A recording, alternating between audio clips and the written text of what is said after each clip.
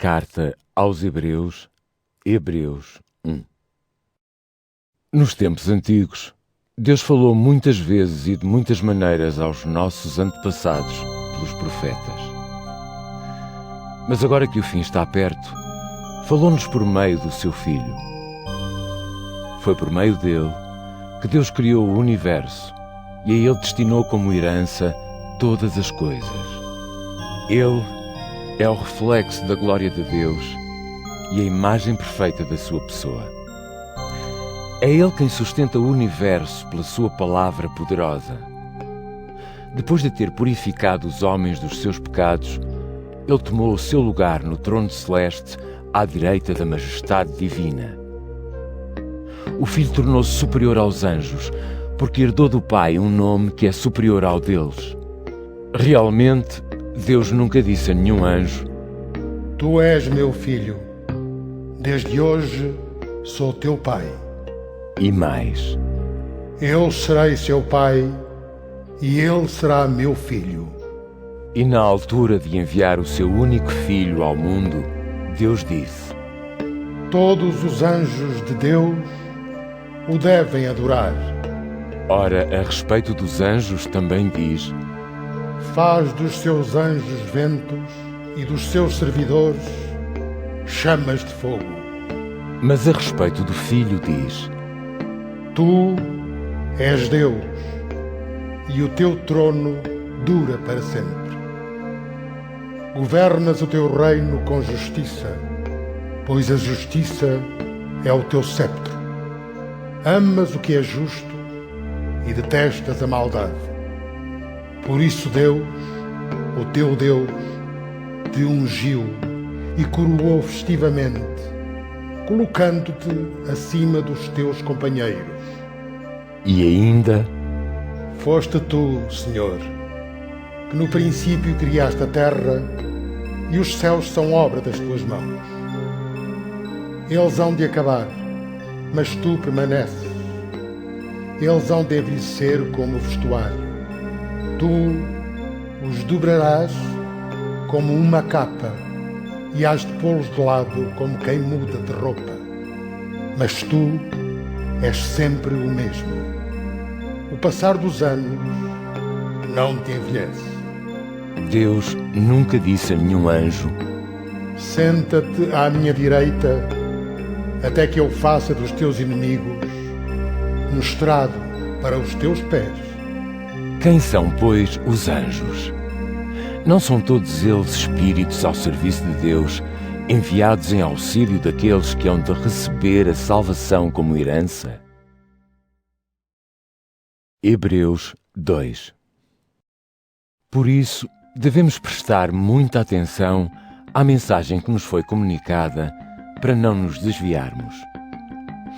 Essa mensagem, transmitida pelos anjos, era tão decisiva que todo aquele que a transgrediu ou lhe desobedeceu recebeu o castigo que merecia. Como podemos nós escapar se ficarmos indiferentes a uma oportunidade tão grande de salvação? Foi o próprio Senhor que primeiro anunciou esta salvação. Depois, aqueles que o ouviram confirmaram o seu valor para nós. E Deus apoiou o testemunho deles por meio de sinais, prodígios e diversos milagres, mostrando de várias maneiras o seu poder e distribuindo dons do Espírito Santo segundo a sua vontade. Na realidade, não foi aos anjos que Deus confiou o governo do mundo futuro de que estamos a falar. Mas há uma passagem da Sagrada Escritura que diz: Ó Deus, que é o homem para que te lembres dele, que é o ser humano para que te preocupes com ele. Fizeste-o um pouco inferior aos anjos, de glória e honra o coroaste e deste-lhe poder sobre todas as coisas. Ora, se a Escritura diz que Deus sujeitou tudo ao ser humano, quer dizer que nada ficou fora do seu domínio. Mas o certo é que ainda não vemos que todas as coisas estejam sujeitas a Ele. Mas em Jesus, vemos aquele que, tornado um pouco inferior aos anjos, está agora coroado de glória e honra. E isto por causa da morte que sofreu. Deus, na sua bondade, quis que Jesus morresse por todos. Realmente era próprio de Deus, dono e criador de todas as coisas, fazer com que pelos sofrimentos Jesus se tornasse fonte de salvação e assim conduzisse os seus muitos filhos à glória. De facto, tanto Jesus, que perdoa aos homens os seus pecados, como aqueles que são por ele perdoados, têm todos o mesmo Pai. É por isso que Jesus não se envergonha de lhes chamar irmãos. Diz ele: Ó Deus, falarei de ti aos meus irmãos. No meio da assembleia te cantarei louvores. Diz também: Hei de pôr em Deus a minha confiança. E outra vez: Aqui estou eu e os filhos que Deus me confiou. Uma vez que os outros filhos, postos ao seu cuidado, são seres humanos, o próprio Jesus tornou-se como eles, para que pela sua morte destruísse aquele que tinha o poder de dar a morte, o diabo. Desta maneira, libertou aqueles que, pelo medo da morte, levavam a vida inteira a viver como escravos. Como é evidente, não é aos anjos que ele auxilia, mas sim aos descendentes de Abraão. Por isso é que era preciso que ele se tornasse semelhante em tudo aos seus irmãos, a fim de ser para eles um sumo sacerdote, misericordioso e fiel no seu serviço para com Deus, alcançando com o seu sacrifício o perdão dos pecados para o povo. Uma vez que ele próprio sofreu a tentação, pode socorrer todos os que são tentados. Hebreus 3. Por isso, caros irmãos, companheiros na vocação celestial, ponham os olhos em Jesus, que reconhecemos ser o enviado de Deus e o nosso sumo sacerdote. Ele foi fiel a Deus, que lhe deu esta autoridade, tal como foi Moisés, servo fiel em tudo na casa de Deus.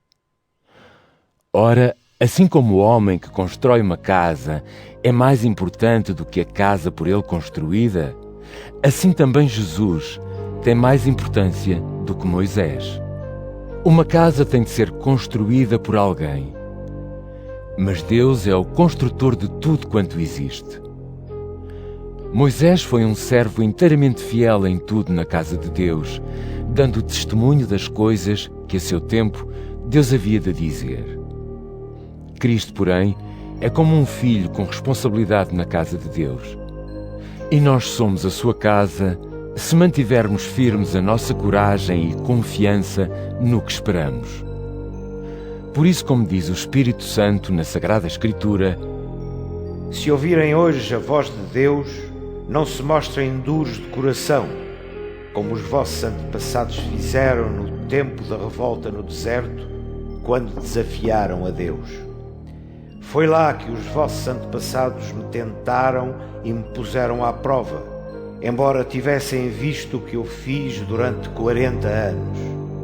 Por isso é que eu me indignei com eles e disse: os seus corações nunca se mantiveram leais, não reconheceram os meus caminhos. Fiquei tão indignado que jurei: esta gente não há de entrar no lugar de descanso que eu preparei. Irmãos, tenham cuidado para que nenhum de vós tenha um coração malvado e descrente que o leve a afastar-se do Deus vivo.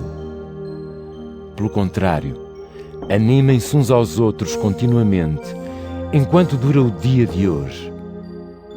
Procedam assim, para evitar que alguém no vosso meio se deixe levar pela sedução do pecado. Na realidade, nós participamos em tudo com Cristo, se mantivermos firme até ao fim a confiança que tínhamos no princípio. A Sagrada Escritura diz: Se ouvirem hoje a voz de Deus, não se mostrem duros de coração, como fizeram no tempo da revolta. E quem foram esses que ouviram a voz de Deus e se revoltaram contra ele? Não foi todo aquele povo que Moisés tinha tirado do Egito? E com quem é que Deus se irritou durante 40 anos? Não foi com aqueles que pecaram e por isso morreram no deserto?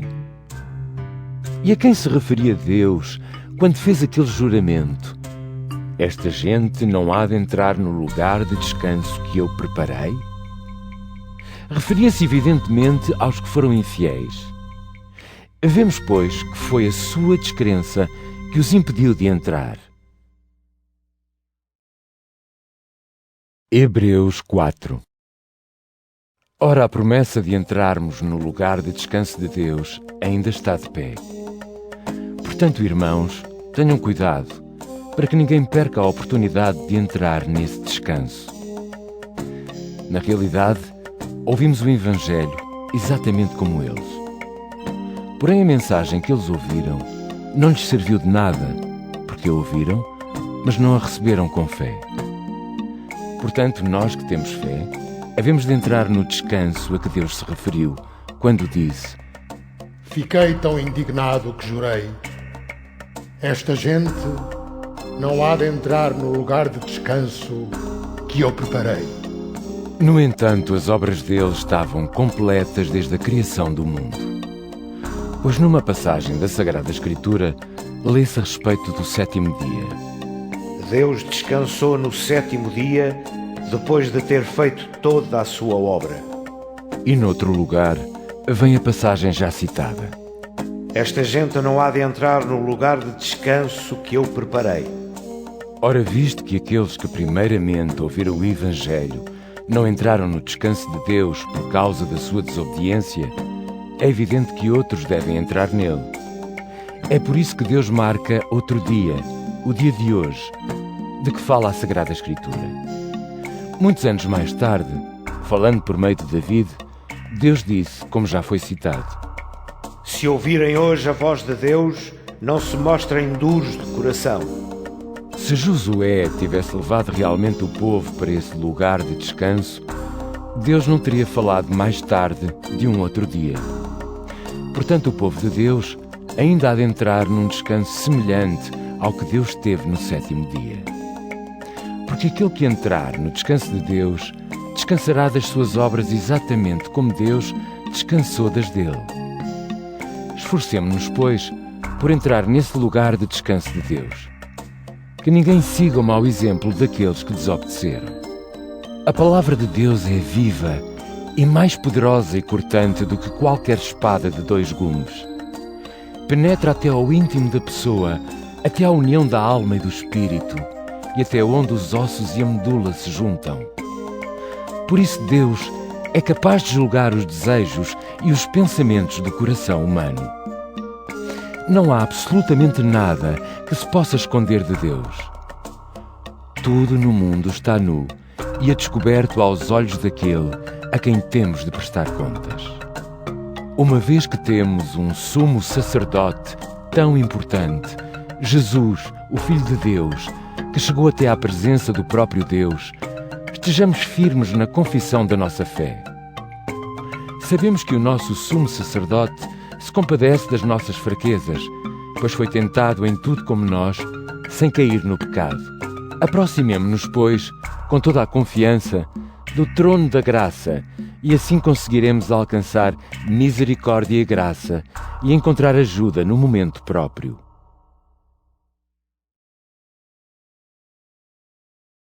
Hebreus 5. Todo sumo sacerdote é escolhido de entre os homens e nomeado para servir a Deus em favor deles. A sua missão é apresentar-lhe ofertas e sacrifícios pelos pecados. Como ele próprio tem muitas fraquezas, está em condições de ter paciência com os ignorantes e os transviados. Por isso, ele deve oferecer sacrifícios, não só pelos pecados do povo, mas também pelos seus próprios. Ninguém toma por si mesmo este honroso cargo de sumo sacerdote. O chamamento para isso tem de vir de Deus, precisamente como aconteceu com Arão. Também não foi Cristo que tomou por si mesmo a honra de ser sumo sacerdote. Foi Deus que o chamou para isso, ao dizer-lhe: Tu és meu filho. Desde hoje sou teu pai. E noutro lugar diz também: Serás sacerdote para sempre, à maneira de Melquisedeque. Durante a sua vida na terra, Jesus dirigiu a Deus que o podia livrar da morte, pedidos e súplicas com voz forte e lágrimas.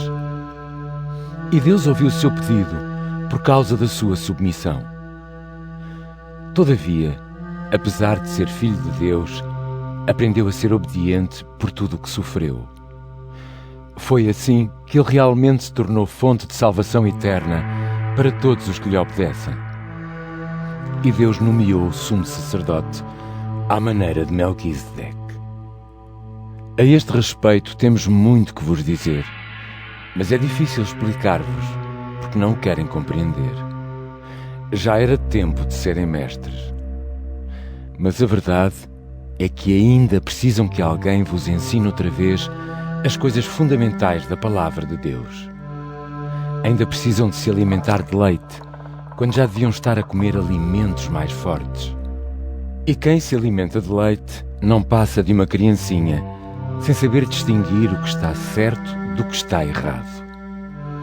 Os adultos, pelo contrário, alimentam-se de comidas fortes, visto que, por experiência, já chegaram ao ponto de saber distinguir o bem do mal. Hebreus 6. Portanto, procuremos ser adultos e deixemos esses ensinamentos mais simples. Não vamos agora começar outra vez com os primeiros fundamentos da doutrina, tais como necessidade de arrependimento, abandono das obras inúteis, fé em Deus, doutrinas acerca do batismo, imposição das mãos, fé na ressurreição dos mortos e julgamento eterno. E é isso que havemos de fazer, se Deus assim o permitir. Ora, é impossível que aqueles que uma vez receberam a luz de Deus, participaram do Espírito Santo, experimentaram o gosto da palavra de Deus e sentiram as maravilhas do mundo do futuro? Sim, é impossível que esses que abandonaram a fé sejam novamente trazidos ao arrependimento. É que eles crucificam de novo o Filho de Deus com as suas próprias mãos e expõem-no publicamente à injúria. São como a terra que absorve a chuva sempre que chove.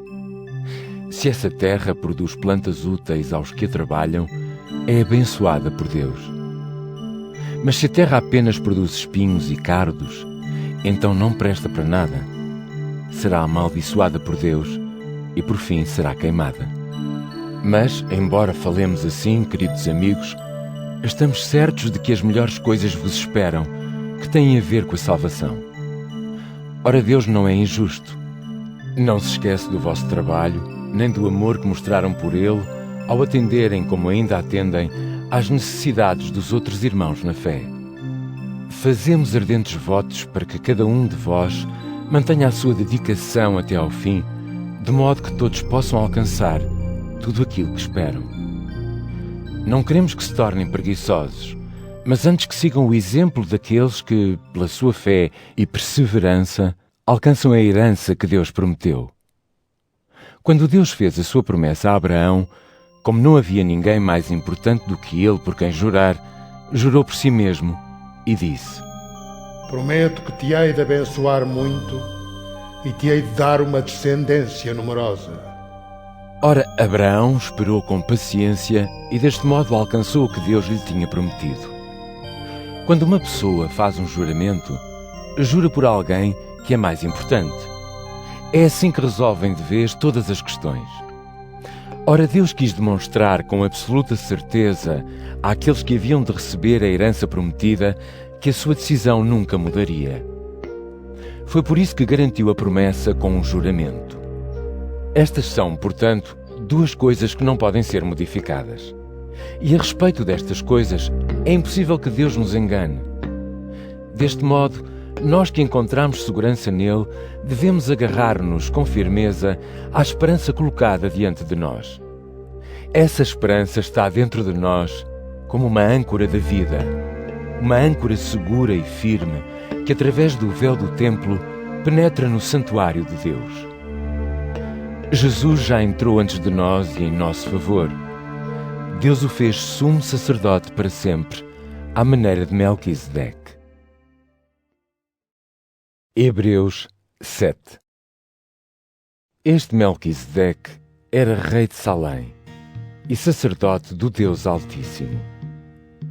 Quando Abraão voltava da batalha, em que tinha derrotado vários reis, Melquisedeque encontrou-se com ele e abençoou-o. Abraão deu-lhe a 10ª parte dos despojos.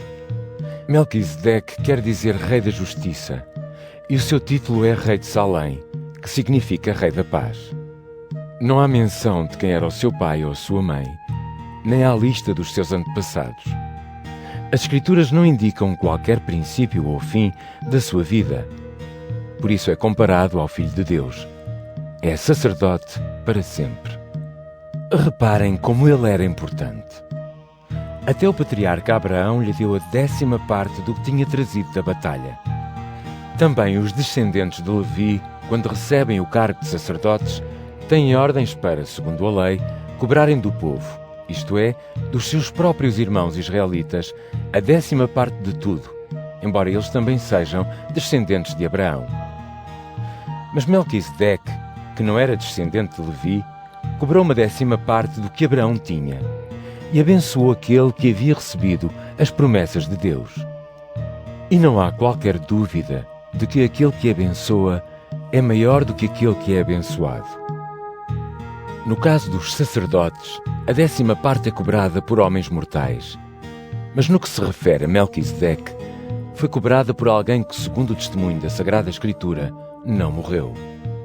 Assim, em certo sentido, quando Abraão pagou a 10ª parte, Levi, cujos descendentes cobram a 10ª parte, também pagou. É certo que ele ainda não tinha nascido, mas estava, por assim dizer, no sangue do seu antepassado Abraão, quando Melquisedeque se encontrou com ele. Foi com o sacerdócio levítico que o povo de Israel recebeu a lei. Ora, se a perfeição se conseguisse por meio do ministério sacerdotal dos levitas, não seria preciso aparecer um sacerdote de outra ordem à maneira de Melquisedeque e não de Arão. Porque quando há uma mudança no sacerdócio, tem de haver também uma mudança de lei. Jesus e Nosso Senhor, a respeito do qual se diz isto, pertence a uma tribo diferente. Ninguém dessa tribo serviu alguma vez ao altar como sacerdote. Como é bem sabido, Jesus pertence à tribo de Judá, e Moisés nunca disse nada sobre esta tribo ao falar dos sacerdotes.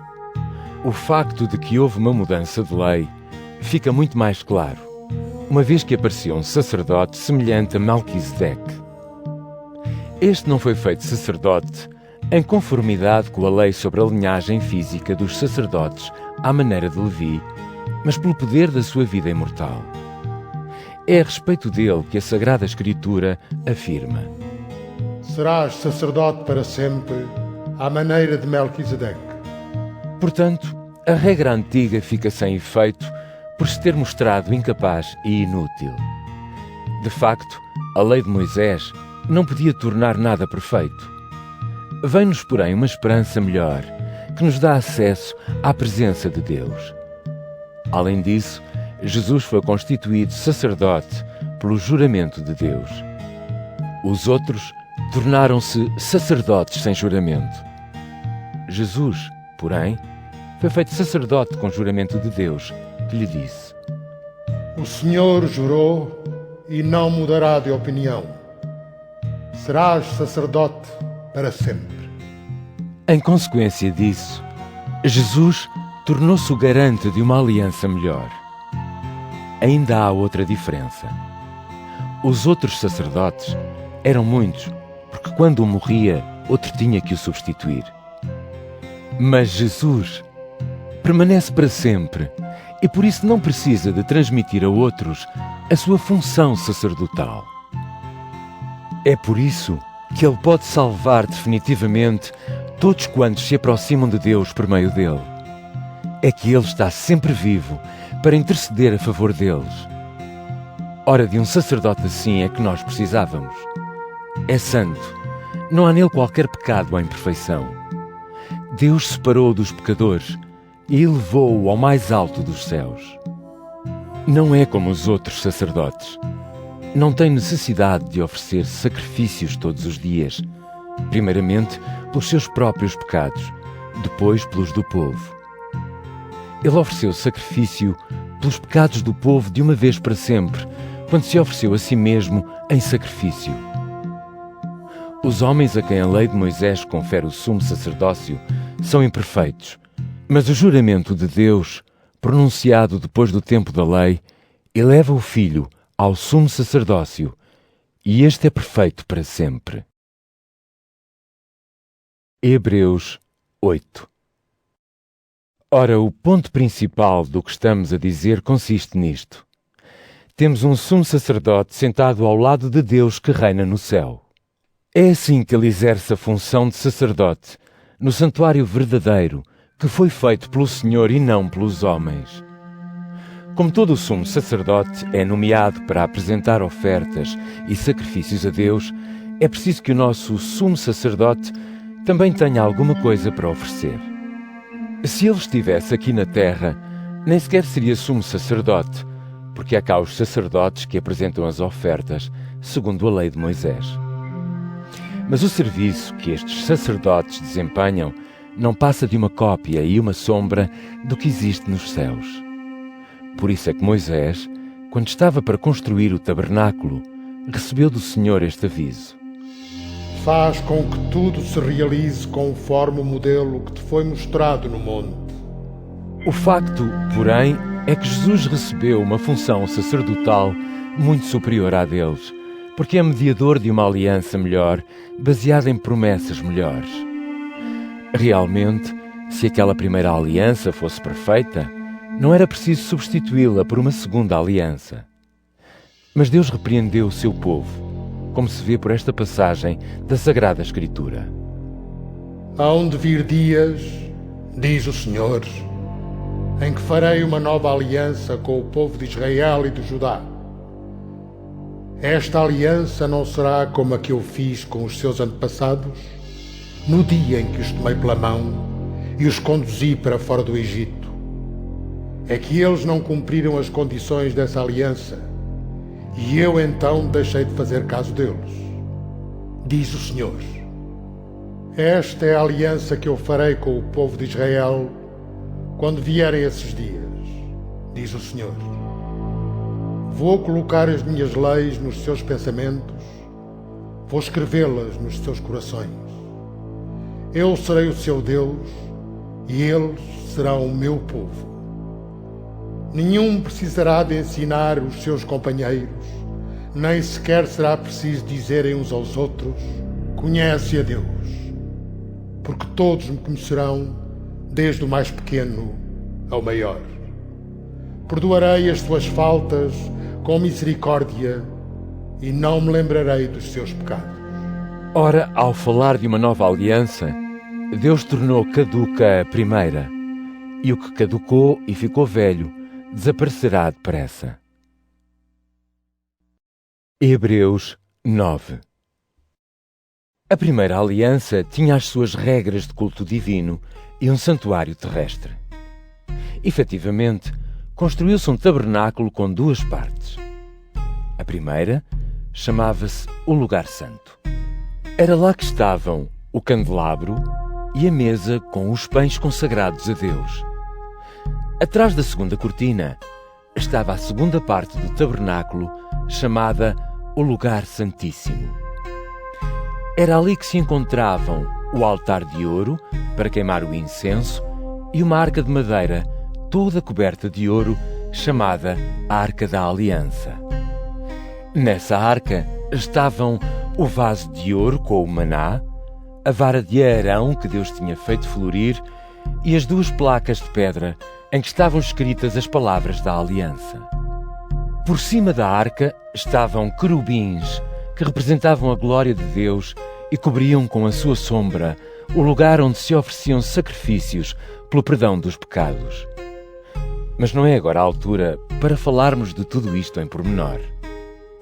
Uma vez feitos estes preparativos, os sacerdotes entram normalmente na primeira parte do tabernáculo para celebrarem o culto.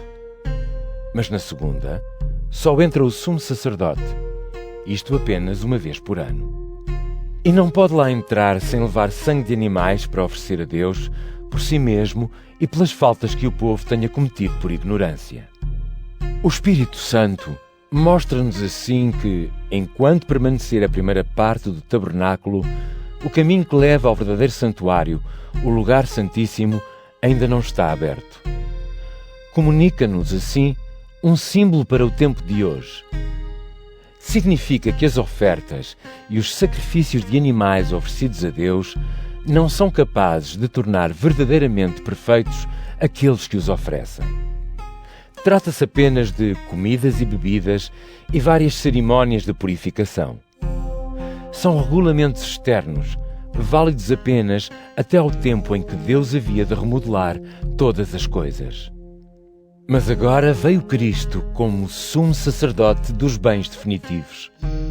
O santuário em que ele serve é maior e mais perfeito. Não é obra de mãos humanas, quer dizer, não pertence a este mundo.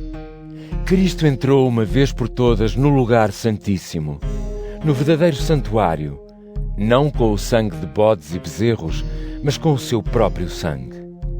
Foi deste modo que ele nos libertou para sempre dos nossos pecados. Ora, o sangue de bodes e touros e a cinza de uma bezerra queimada, derramados segundo o ritual sobre as pessoas que se tornam ritualmente impuras, fazem com que essas pessoas estejam purificadas exteriormente. Quanto maior poder não há de ter então o sangue de Cristo? É que ele, conduzido pelo Espírito de Deus, ofereceu-se a si mesmo como vítima sem defeito. O seu sangue purifica-nos a consciência do pecado que leva à morte, a fim de podermos servir o Deus vivo.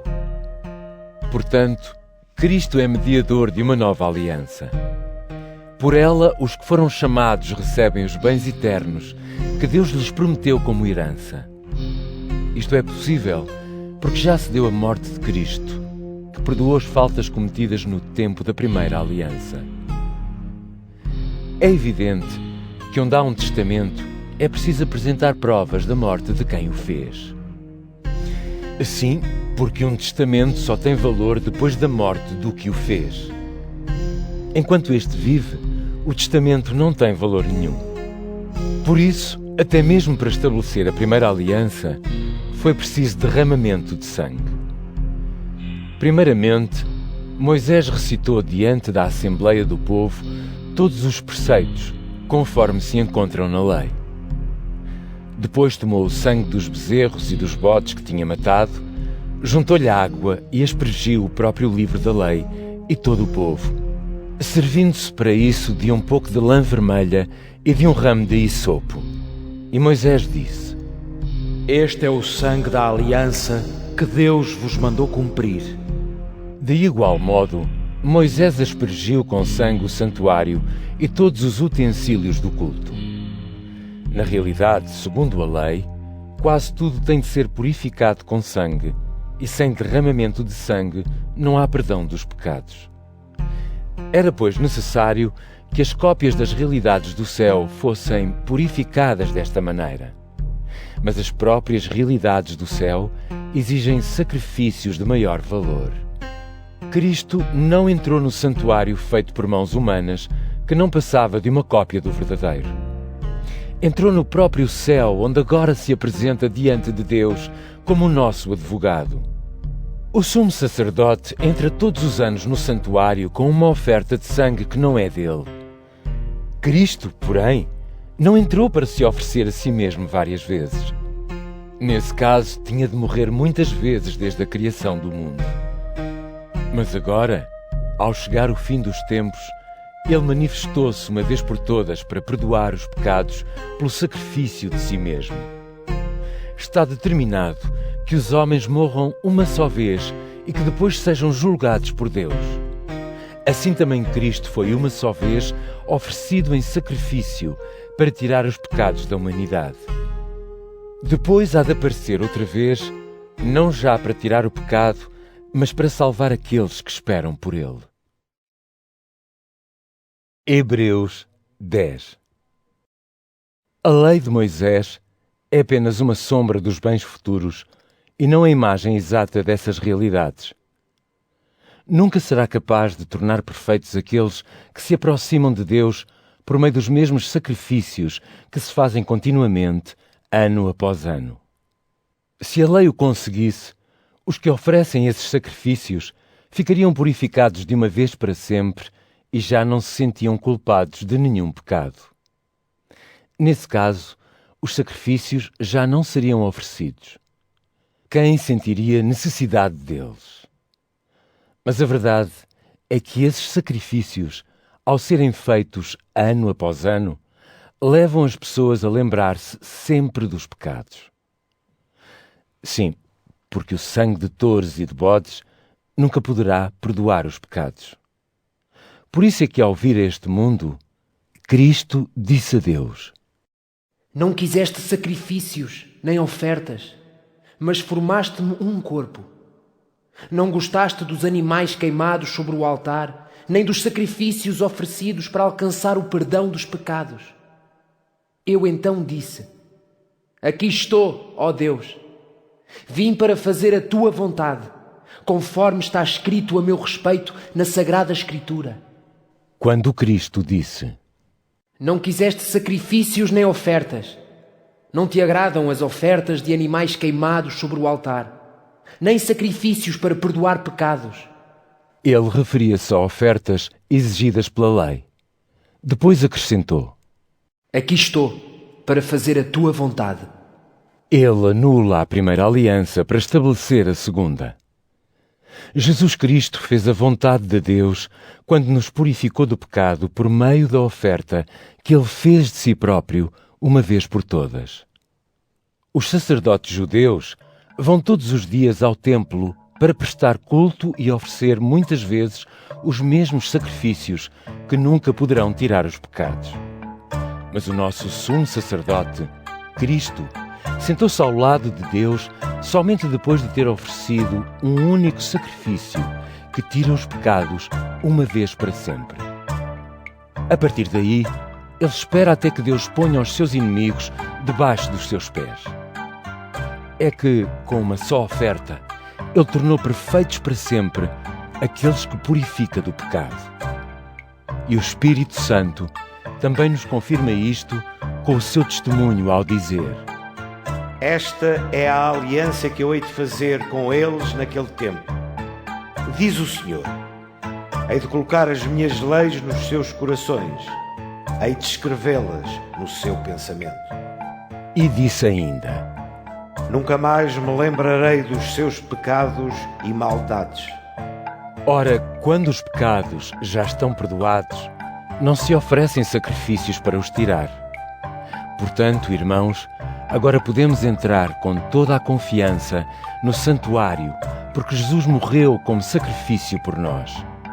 Ele abriu-nos um novo caminho para o santuário, um caminho que nos dá vida ao entrarmos pela cortina, ao entrarmos pelo sacrifício do seu corpo.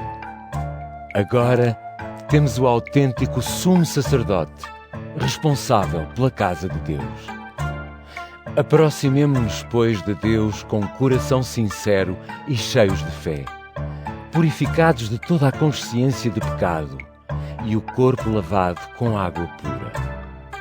Sejamos firmes em proclamar a nossa esperança, certos de que Deus não deixará de cumprir as suas promessas.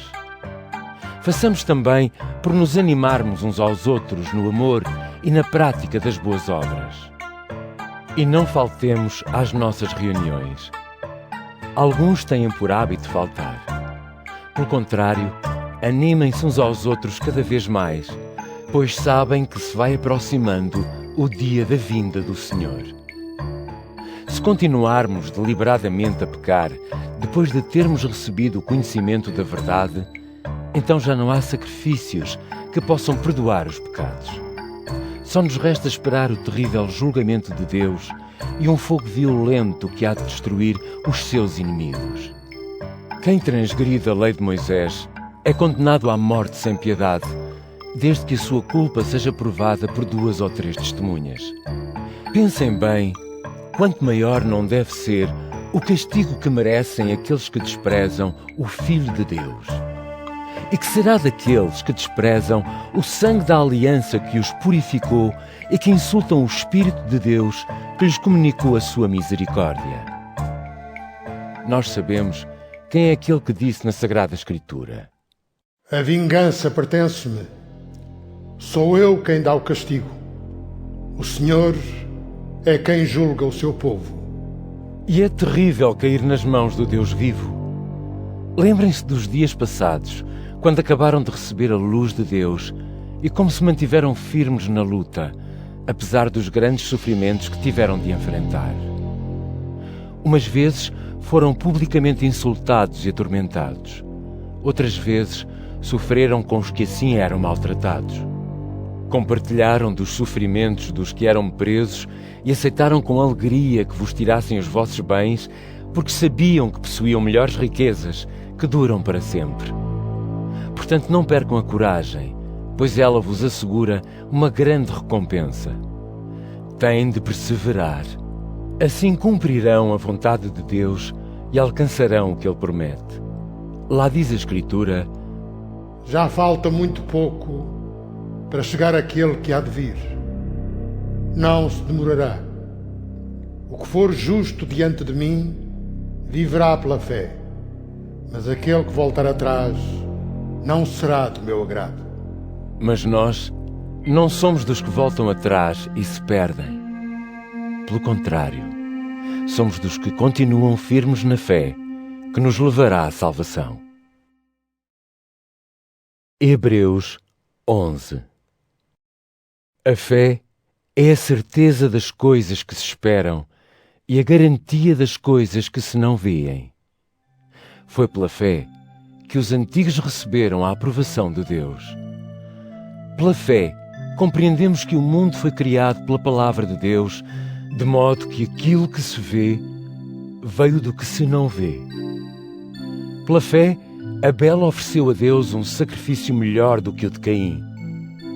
Por causa da sua fé, Deus testemunhou que ele era justo quando aceitou com agrado as suas ofertas. E é pela fé que Abel, embora tenha morrido, ainda fala. Pela fé, Enoque foi levado para a outra vida sem passar pela morte. Deus levou-o e ninguém mais o viu cá na terra. É que, antes de sair deste mundo, diz a Escritura Sagrada, que ele agradou a Deus. Sem fé ninguém pode agradar a Deus. Quem se aproxima de Deus deve acreditar que Ele existe e recompensa os que o procuram. Foi pela fé que Noé acreditou no aviso de Deus a respeito das coisas que ainda se não viam e construiu uma arca para salvar a sua família. Deste modo, condenou o mundo e tornou-se herdeiro da justiça que se baseia na fé. Pela fé, Abraão obedeceu ao chamamento de Deus e partiu para a terra que Deus lhe havia de dar como herança. Deixou a sua terra sem saber para onde ia. Pela fé, foi viver como um estrangeiro na terra que Deus lhe tinha prometido. Habitava em tendas, tal como Isaque e Jacó, herdeiros como ele, que tinham recebido de Deus a mesma promessa. Abraão estava à espera da cidade com bons alicerces, planeada e construída pelo próprio Deus. Pela fé, o mesmo Abraão teve a possibilidade de se tornar pai, embora já fosse velho demais e a sua mulher Sara já não pudesse ter filhos. Aquele sentiu que a promessa de Deus era digna de fé.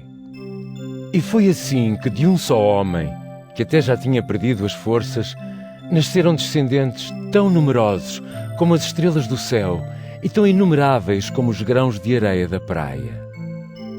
Todas estas pessoas morreram na fé sem terem recebido as promessas que Deus lhes tinha feito em vida. Viram-nas de longe e alegraram-se com elas, pois afirmavam que eram estrangeiros e que estavam só de passagem aqui na terra.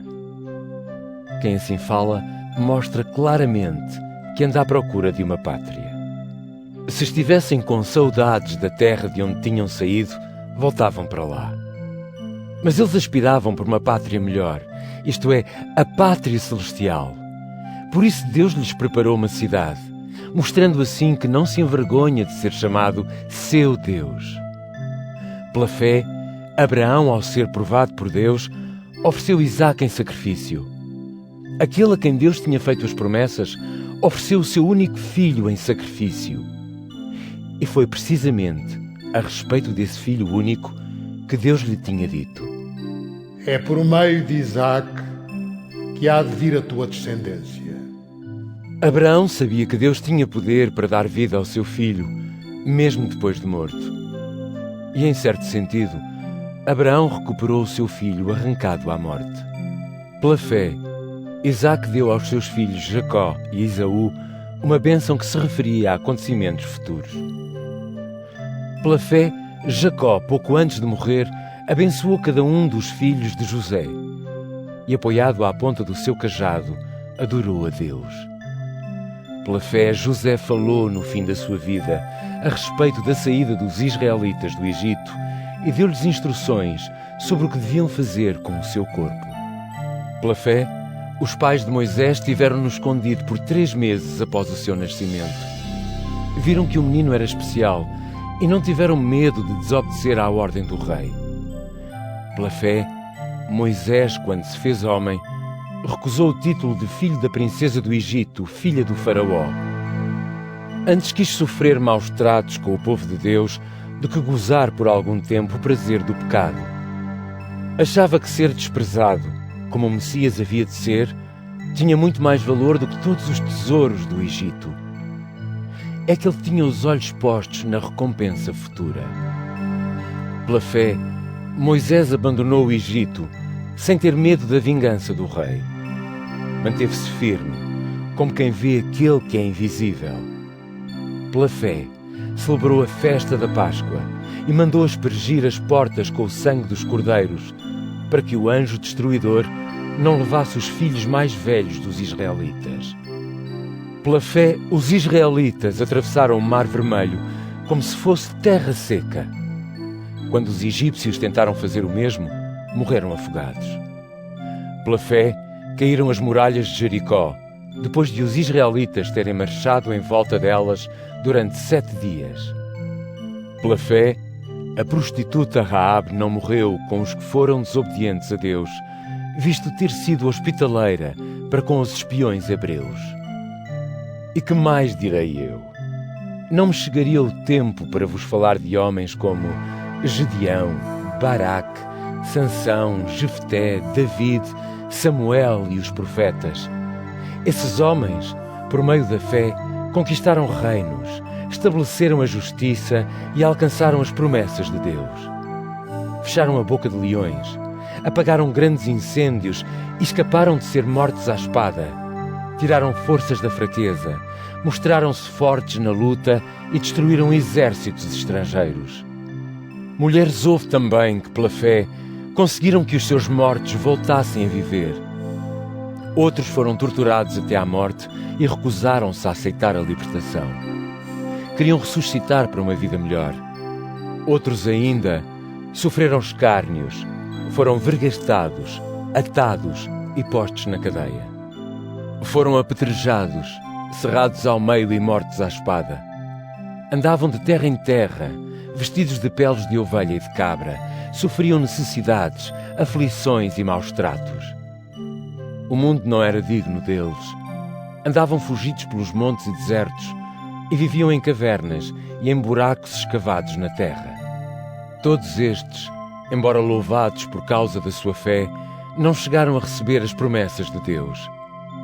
É que Deus tinha previsto para nós um plano melhor e, por isso, não quis que eles, sem nós, atingissem a perfeição.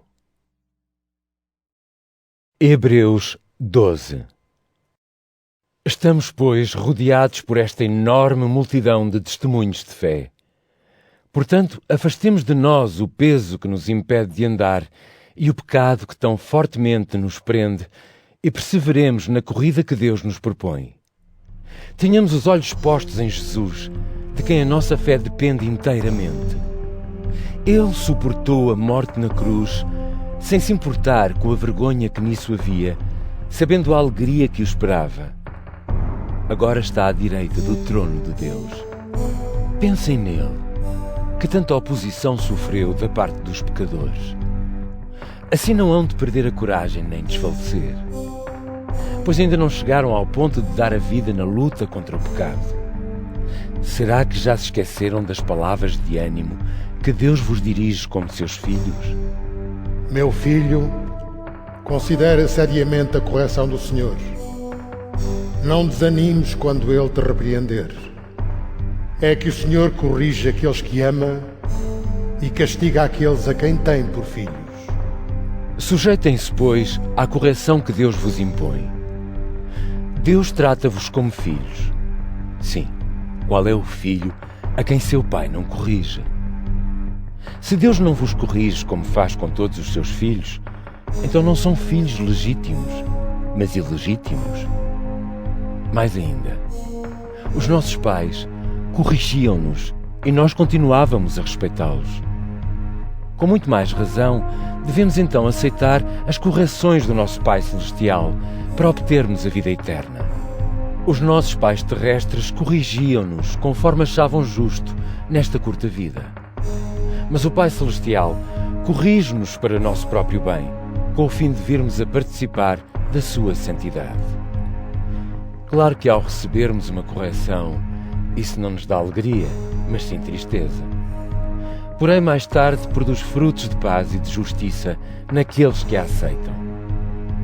Por isso, levantem as vossas mãos cansadas. Fortaleçam os vossos joelhos fracos. Andem sempre pelos caminhos direitos para que aquele que anda coxo não fique pior, mas venha a sarar. Procurem viver em paz com toda a gente e em santidade, porque sem ela ninguém poderá ver o Senhor. Que ninguém se afaste da graça de Deus e que nenhum de vós se torne como planta daninha que cresce e faz mal a muitos, contaminando-os. Que não haja no vosso meio pessoas imorais ou sem respeito pelo que é sagrado. Não façam como Esaú, que por um prato de comida vendeu o seu direito de filho mais velho. Mais tarde, como sabem, quis receber de seu pai a bênção que pertencia ao filho mais velho, mas foi-lhe negada. Não conseguiu mudar a situação, embora procurasse fazê-lo até com lágrimas. Reparem que não estão como os israelitas diante de uma montanha que se pode tocar e que arde em chamas, completamente coberta pela escuridão e batida por uma tempestade. Eles ouviam o toque de uma trombeta e o som de uma voz a falar. Quando ouviram aquela voz, pediram a Deus que não dissesse nem mais uma palavra. Era já demasiado dura para eles aquela ordem que lhes foi dada. Quem tocar na montanha, seja homem, seja animal, tem de morrer apedrejado. Diante daquela situação terrível, Moisés exclamou: Estou a tremer de medo. Lembrem-se, porém, de que estão diante do Monte de Sião e da Jerusalém Celeste, que é a cidade do Deus vivo, com os seus milhares de anjos reunidos em celebração festiva. Estão junto da Assembleia dos Primogénitos de Deus, que já tem o nome inscrito nos céus. Estão ao pé de Deus, o juiz de toda a humanidade, e junto dos espíritos das pessoas justas que já foram aperfeiçoadas. Estão ao pé de Jesus, o mediador da nova aliança e do seu sangue derramado, que fala mais alto do que o sangue de Abel. Tenham cuidado. Não deixem de escutar quem vos fala. Os que se negaram a ouvir quem os avisava cá na terra não escaparam ao castigo. Com muito maior razão, seremos nós condenados se virarmos as costas àquele que nos fala lá dos céus.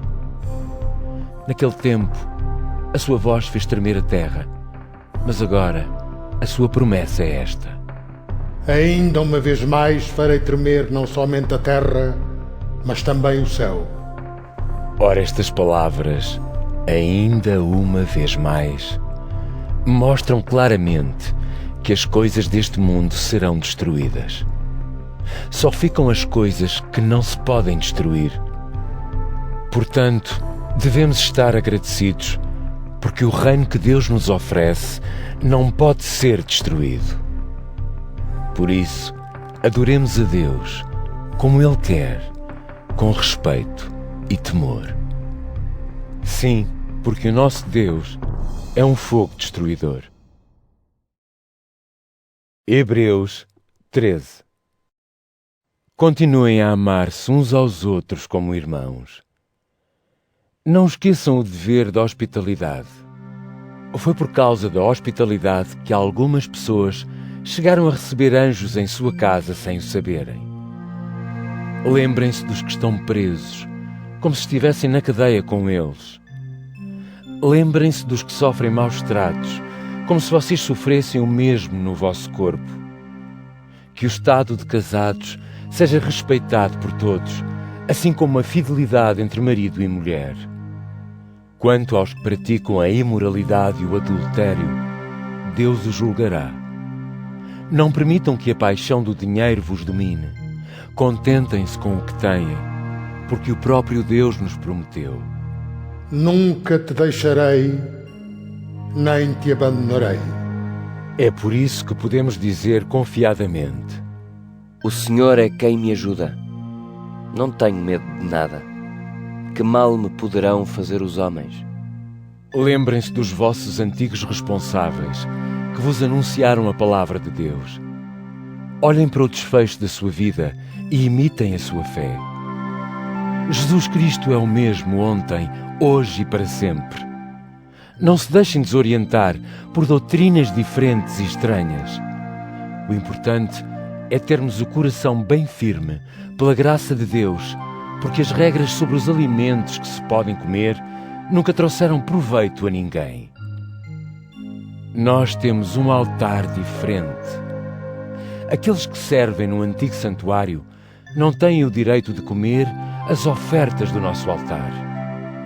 O sumo sacerdote entra naquele santuário com o sangue dos animais sacrificados para o apresentar a Deus como sacrifício pelos pecados, mas os restos desses animais são queimados fora da cidade.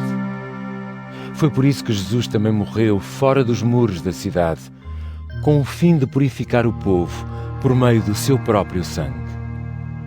Vamos, pois, ter com ele fora da cidade, prontos para sofrer o que ele sofreu.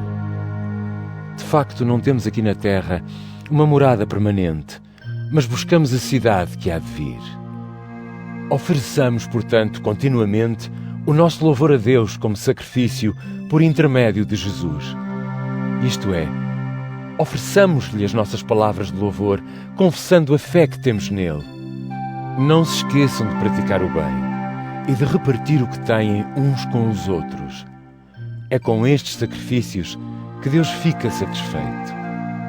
Tenham confiança naqueles que vos dirigem e obedeçam-lhes, porque eles preocupam-se constantemente com o vosso bem, sabendo que terão de dar contas a Deus.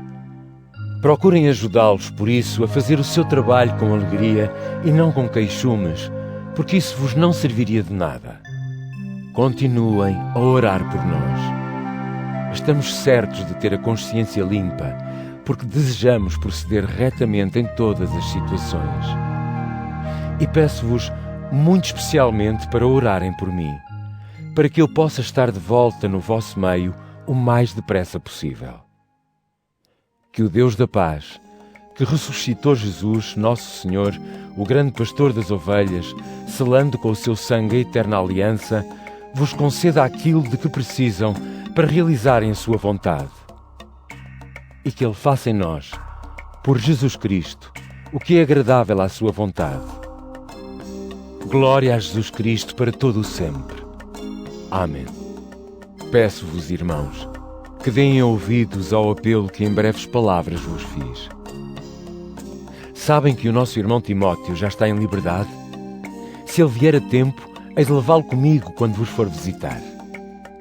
Deem cumprimentos nossos a todos os responsáveis da vossa comunidade e a todos os outros irmãos. Os irmãos da Itália também vos mandam saudações. Que a graça de Deus esteja convosco.